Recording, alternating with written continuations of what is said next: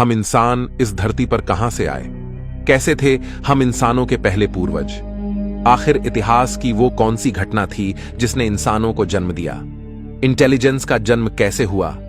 किसने नग्न घुमक्कड़ इंसानों को कपड़े पहनना सिखाया, बोलना सिखाया? कैसे अंतरिक्ष ने धरती पर लाइफ का बीज बोया? दोस्तों, आज से 3.5 अरब साल पहले पृथ्वी पर एक ही प्रकार की लाइफ थी, यानी सिंगल सेल लाइफ।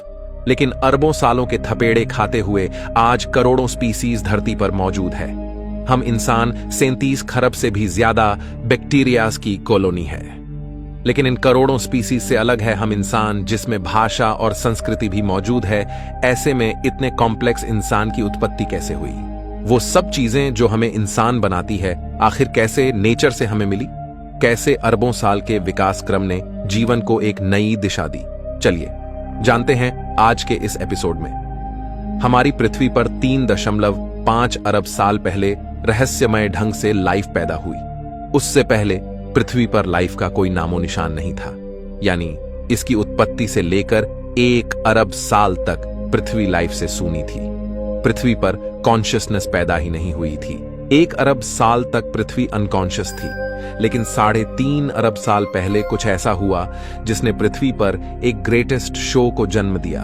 उस शो का नाम है एवोल्यूशन। जब से लाइफ पैदा हुई तब से लेकर अब तक प्राकृतिक आपदाएं हमेशा से लाइफ की दुश्मन बनी रहीं, और यही कारण है कि 5 बार प्रलय ने लाइफ को खत्म करने की कोशिश की, लेकिन लाइफ हमेशा सरवाइव करती गई। न सिर्फ सरवाइव, बल्कि कॉम्प्लेक्स फॉर्म में विविध प्रकार के जानवर धरती पर पैदा होते चले गए।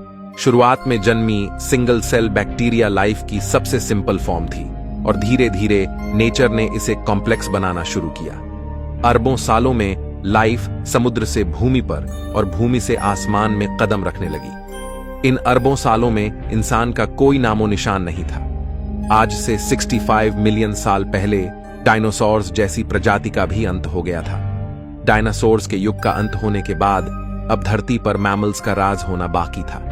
मैमलियंस धरती पर मौजूद सभी स्तनधारियों और इंसानों के पूर्वज थे, जो साइज में चूहे के जितने छोटे थे।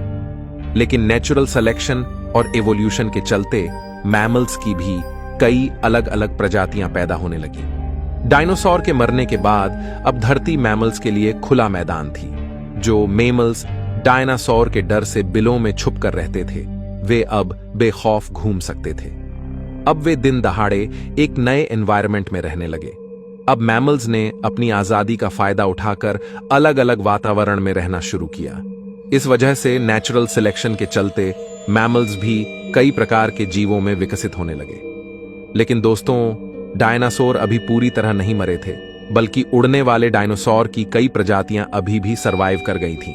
पर बदलते मौसम और वातावरण की वजह से वे भी धीरे धीरे बर्ड्स में इवॉल्व करने लगे। इन मैमल्स को विचित्र प्रकार के जीवों में तब्दील होने में अगले करोड़ों साल लगे, जहां मैमल्स इवॉल्व होते होते प्राइमेट में तब्दील हुए। इन्हीं प्राइमेट से आगे चलकर इंसान की उत्पत्ति होनी थी। आमतौर पर हम प्राकृतिक घटनाओं से डरते हैं, लेकिन आज से 70 लाख साल पहले एक ऐसी प्राकृतिक घटना हुई जिसके लिए हम प्रकृति के शुक्रगुजार हैं, क्योंकि आइस एज की उस घटना ने इन प्राइमेट को मजबूर किया अपने पैरों पर खड़े होने के लिए।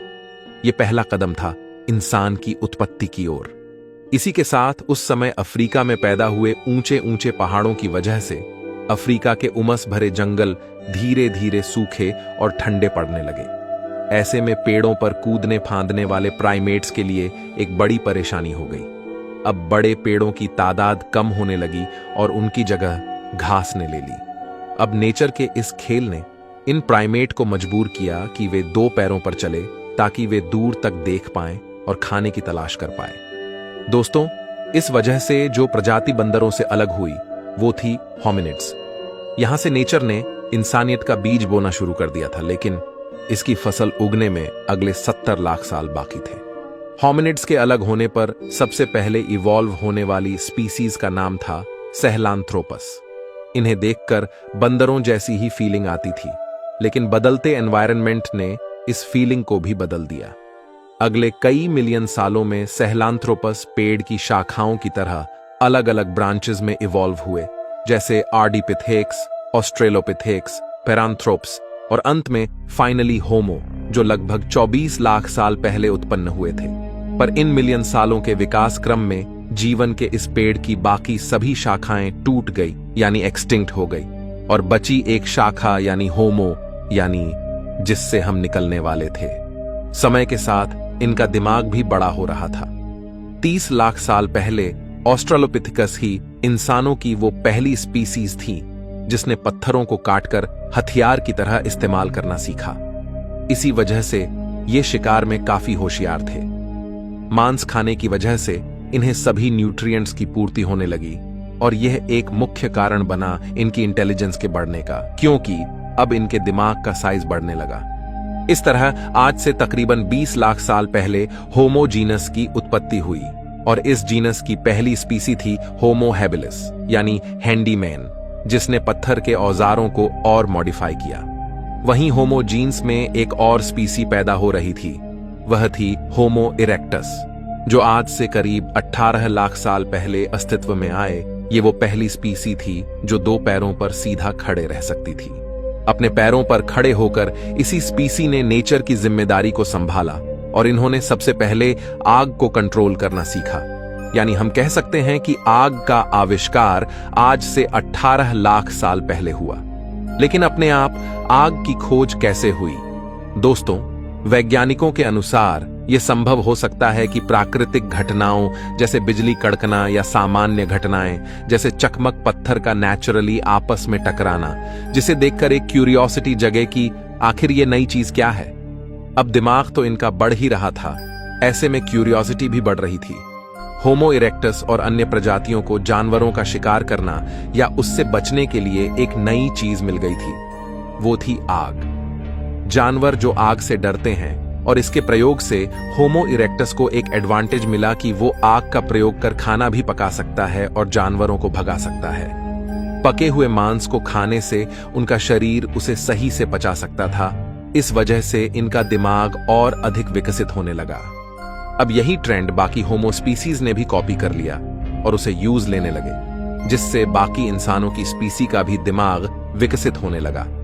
इस तरह इवोल्यूशन के चमत्कार से 3 लाख साल पहले 2 सबसे बुद्धिमान स्पीसीज पैदा होती है, यानी होमो निएंडरथलेंसिस और होमो सेपियंस। आज से 1 लाख साल पहले इस समय इंसानों की स्पीसीज ने एक बड़ा फैसला लिया। ये अब तक साउथ अफ्रीका में मौजूद थे। ये वहां से माइग्रेट कर धरती के अलग अलग इलाकों पर जाकर बसने लगे। नए इलाकों में जाने पर इनके सामने नए चैलेंजेस आए, नई क्लाइमेट कंडीशन और खुखार जानवर। अब अपने सर्वाइवल के लिए इन्होंने दिमाग लगाया और नए विकसित हथियार तैयार किए। अब इन हथियारों की वजह से ये शिकार को काट सकते थे और दूर दूर तक ले जा सकते थे। इस समय कुछ और नए चैलेंजेस सामने आते हैं, जैसे हिरन जैसे जीवों का शिकार करना, जिसके लिए एक साथ मिलकर काम करने की जरूरत थी। और इस तरह टीम वर्क में काम करने के लिए एक नए आविष्कार की जरूरत थी, वो थी भाषा। एक दूसरे से कम्युनिकेट करना, और यह भाषा की शुरुआत हुई इशारों से, अलग अलग सिग्नेचर से। यह भाषा की शुरुआत थी जिसे प्रोटो लैंग्वेज कहा जाता है।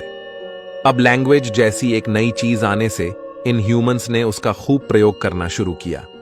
वहीं लैंग्वेज के और कॉम्प्लेक्स बनने का कारण था ह्यूमंस के बीच इंटरेक्शन, आपस में होने वाले कॉम्प्लेक्स इंटरेक्शन और डिटेल में चीजों को एक्सप्लेन करने के लिए धीरे धीरे लैंग्वेज इवॉल्व होने लगी।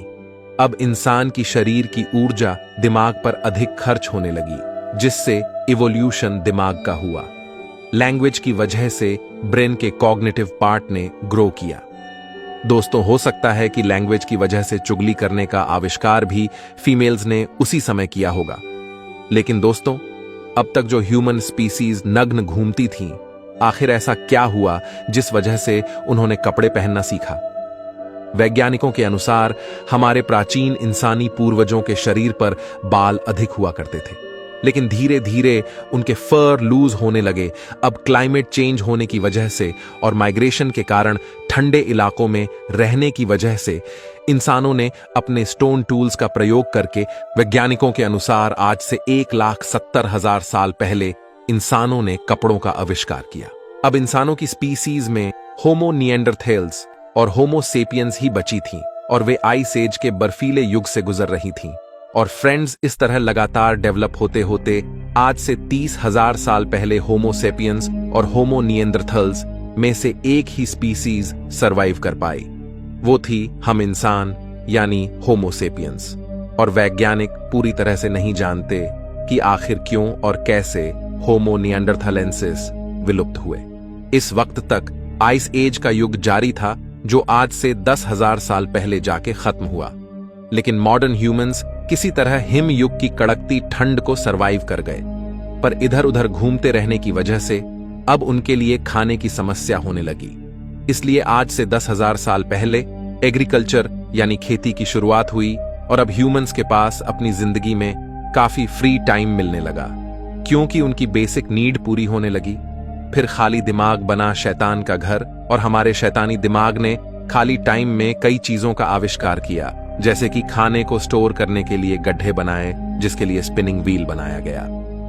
अब इंसानों के पास रात में खाली टाइम मिलता था, जहां वो अपनी वाइफ या गर्लफ्रेंड से लड़ने के बाद रात के आसमान को निहारने लगे।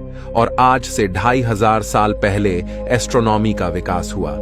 इस तरह लिखना, चित्रकारी करना, फेस्टिवल्स और फन लविंग लाइफ जीते जीते पिछले 5,000 साल में हम मॉडर्न ह्यूमंस आज इस टेक्नोलॉजी के जमाने में आ चुके हैं। लेकिन दोस्तों, इवोल्यूशन अभी रुका नहीं है, बल्कि इवोल्यूशन हमेशा चलता है। आज भी हम इंसान इवॉल्व हो रहे हैं। जैसे नाखून बढ़ते हुए हमें दिखाई नहीं देता, लेकिन लंबे समय बाद वह काफी बड़ा हो जाता है। इस तरह इवोल्यूशन की प्रक्रिया काफी धीरे होती है और आगे आने वाले मिलियन सालों में न जाने हम इंसान किस रूप में बदल जाए। आज हम ऐसी कई परिस्थितियों से गुजर रहे हैं जो हमें लगातार शेप कर रही हैं। जिस तरह भूतकाल में हम इंसानों की कई विचित्र प्रजातियां थीं, उसी तरह हो सकता है हम इंसानों की और भी कई विचित्र प्रजातियां पैदा हो जाएं। आज हम जीवन के लंबे इतिहास को जानते हैं कि किस तरह जीवों का विकास हुआ, लेकिन एक सवाल अभी भी वैज्ञानिकों को परेशान करता कि आखिर लाइफ की शुरुआत कैसे हुई, किसने पृथ्वी के गर्भ में लाइफ का बीज बोया। यह एक बहुत बड़ा रहस्य है। लेकिन कुछ वैज्ञानिकों के अनुसार 4 अरब साल पहले लाखों एस्टेरॉयड की वर्षा में उन्हीं एस्टेरॉयड्स के साथ एमिनो एसिड मॉलिक्यूल्स के रूप में लाइफ भी अपने सूक्ष्म रूप में पृथ्वी पर आई।